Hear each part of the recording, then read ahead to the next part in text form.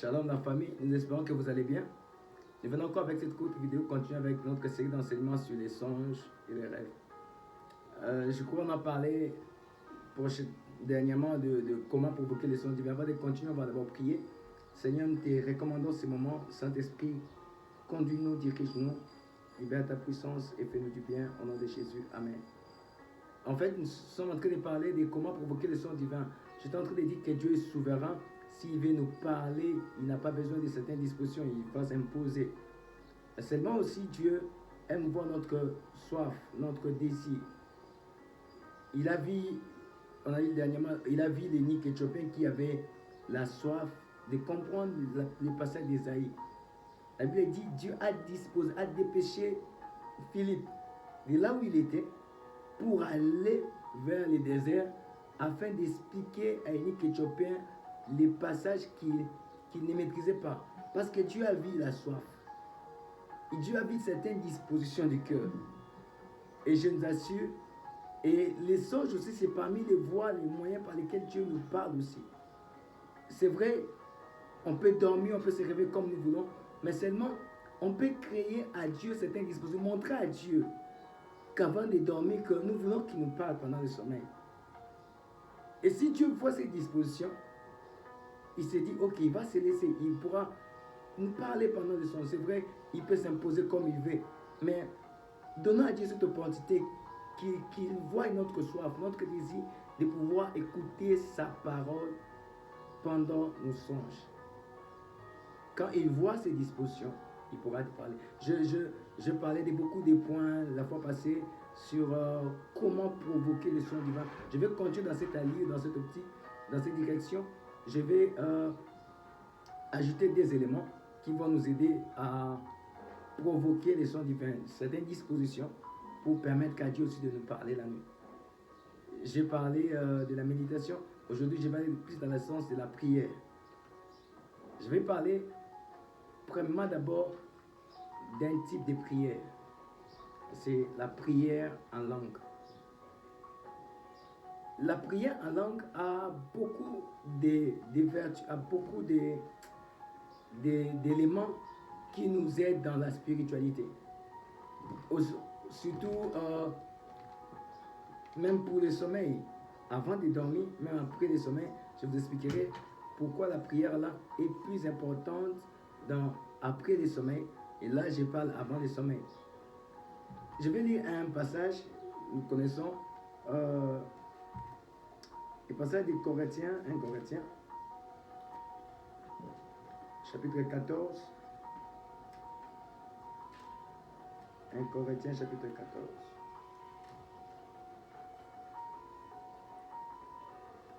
1 Corinthiens, chapitre 14, verset 14. Bon, je préfère commencer là.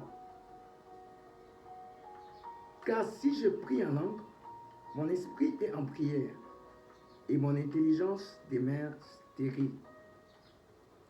C'est un passage qui est très très important. Il dit, quand je prie en langue, mon esprit est en prière et mon intelligence devient stérile. Quand on dit mon intelligence devient stérile, c'est la même activité quand nous dormons. L'intelligence devient aussi stérile pendant notre sommeil. Voilà pourquoi vous allez voir certaines personnes, les voleurs peuvent entrer et voler des histoires et partir sans même se rendre compte parce qu'ils étaient plongés dans un profond sommeil, parce que l'intelligence devient aussi stérile. Bon, on va expliquer ça plus quand on parlera des pertes des songes et après notre sommeil. Je vais ajouter un élément sur la prière en langue, un verset. Bon, je préfère commencer. Je préfère lire le verset 4. On dit, celui qui prie en langue s'édifie lui-même. Celui qui prophétise édifie l'Église. En d'autres termes, quand on parle de prier en langue, s'édifier lui-même, celui qui prie en langue s'édifie lui-même. Dans d'autres versions, on parle de celui qui prie en langue, c'est bâti, c'est construit. La prière en langue élève notre autorité spirituelle, élève notre niveau spirituel. La prière en langue nous ouvre l'esprit dans la compréhension de certaines choses. Et je vous dis, la plupart des cas, quand je reçois certains messages de la part de Dieu, quand je prie en langue, j'attends plus, je suis plus sensible à l'esprit que quand je prie en intelligence. C'est vrai, dans tous les deux cas, on peut être sensible à l'esprit, mais la prière en langue nous donne une certaine rapidité dans l'écoute et dans la sensibilité spirituelle. Et la prière en langue élève notre esprit, nous bâtit spirituellement, bâtit notre homme intérieur. Et surtout des gens qui ont tendance à rêver des rêves des oppressions, d'être poursuivis, d'être oppressés par des esprits, tout. Sachez-le que quand vous priez en langue avant de dormir, vous élevez votre autorité spirituelle. Souvent les songes révèlent notre état d'âme. Les rêves révèlent notre état d'âme. Quand tu es faible spirituellement, tu peux voir la nuit être poursuivi et ne pas avoir la force de se défendre. Mais il y a certaines personnes qui dorment, qui voient être poursuivis, mais qui arrivent à se défendre, même à battre, à combattre jusqu'à avoir la victoire dans les songes. Qu'est-ce qui fait qu'ils aient la victoire dans les songes? Parce que l'homme intérieur est fort. L'homme intérieur, je parle de l'âme. L'homme intérieur est fort, l'homme intérieur est puissant. Voilà pourquoi Paul pouvait dire dans Éphésiens, il dit, je prie que vous soyez puissamment fortifiés par l'esprit dans votre homme intérieur. Notre homme intérieur doit être fort, doit être puissant, afin d'avoir certaines victoires dans les rêves, afin d'avoir certaines victoires dans les songes. Et pour avoir certaines victoires, il faut élever ton autorité spirituellement avant de dormir. La prière là contribue à l'élévation de l'autorité spirituelle. Et la prière là, quand on prie en langue, on dit l'intelligence devient stérile et notre esprit en prière. Or, les songes et les domaines de l'homme intérieur. De l'homme intérieur, quand on dit notre esprit en prière, donc ton esprit est ouvert afin d'écouter les messages de Dieu, afin de recevoir. C'est comme si tu ouvres à Dieu un vase pour déverser de l'eau, pour déverser quelque chose pendant ton sommeil. C'est ça l'importance de la prière en langue. Ça élève ton autorité spirituelle afin que tout combat qui s'élèveront dans la nuit pendant ton sommeil, il faut ça contre tout esprit qui peut s'élever, ton esprit peut être capable de les vaincre et de les combattre et de les surmonter. Il y a une soeur qui me donnait tout le temps ses rêves. Elle se voit toujours en combat. Et dans tous ces combats, elle pouvait vaincre ces esprits. Elle pouvait les battre, elle pouvait les tabasser. Et puis jusqu'à ce qu'elle a la victoire. Et moi, je l'ai même surnommé Jackie Chan ou Bruce Lee spirituel. Parce qu'elle avait toujours des songes de combat. Et elle pouvait vaincre tous ces gens. Parce que son esprit, son homme intérieur était fort. La prière en langue élève l'autorité spirituelle. La prière en langue ouvre ton esprit à recevoir les songes divins. Prends même 30 minutes avant de dormir, prie en langue. Prends même 45 minutes, une étape. Prie en langue, prie en langue. Je conseillerais plus de beaucoup prier en langue avant de dormir. Et tu seras fort même dans tes songes. Et la deuxième forme de prière, je voulais parler de la prière silencieuse. La prière silencieuse. Quelqu'un disait, parlant de la prière silencieuse, il disait que c'est la prière de l'âme. La prière silencieuse, c'est quoi en fait? C'est la prière intérieure.